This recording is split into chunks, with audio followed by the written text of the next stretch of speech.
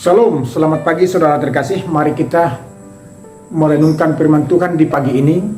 Sebelumnya kita berdoa. Damai sejahtera dari Allah Bapa yang melampaui segala akal budi manusia, kiranya memelihara hati dan pikiranmu di dalam Kristus Yesus Tuhan kita. Amin. Firman Tuhan untuk kita di pagi ini, Rabu 22 Juni 2022, diambil dari 1 Korin pasal 4 ayat 4. Demikian firman Tuhan.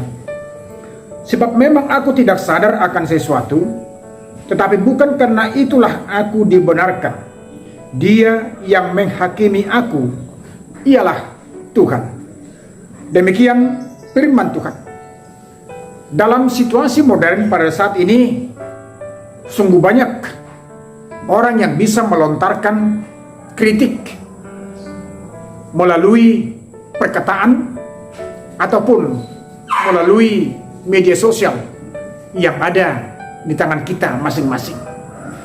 Karena dikatakan zaman ini adalah zaman reformasi, yaitu zaman yang dibumbui dengan kebebasan, bebas berpendapat, bebas mengeluarkan kata-kata. Karena itu sering orang terjerumus di dalam hal memberikan pendapatnya.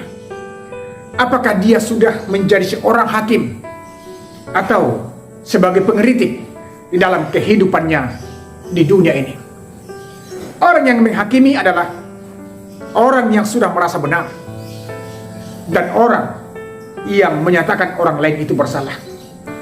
Tetapi bila orang yang mengkritik, dia adalah orang yang memberikan saran, yang memberikan kepada orang-orang yang dikasihinya sesuatu yang paling benar yang harus dilakukan dalam kehidupannya.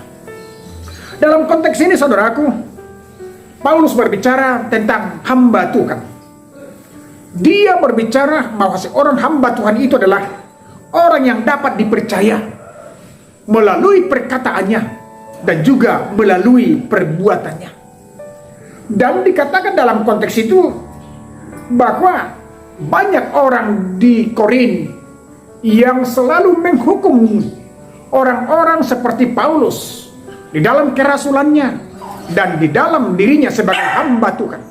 Karena apa? Orang-orang di Korin selalu merasa dirinya adalah orang yang sudah benar karena mereka memegang hukum Taurat sebagai pedoman dalam kehidupan mereka.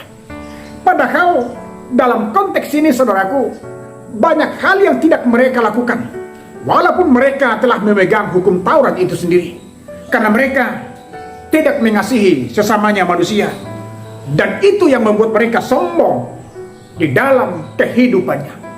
Maka dengan ini saudaraku yang terkasih, Paulus merasa bahwa dirinya adalah seorang hamba Tuhan dan kebenaran yang dia miliki adalah datangnya dari Tuhan. Maka dia berkata di sini bahwa yang menghakimi dia adalah Tuhan, bukan manusia.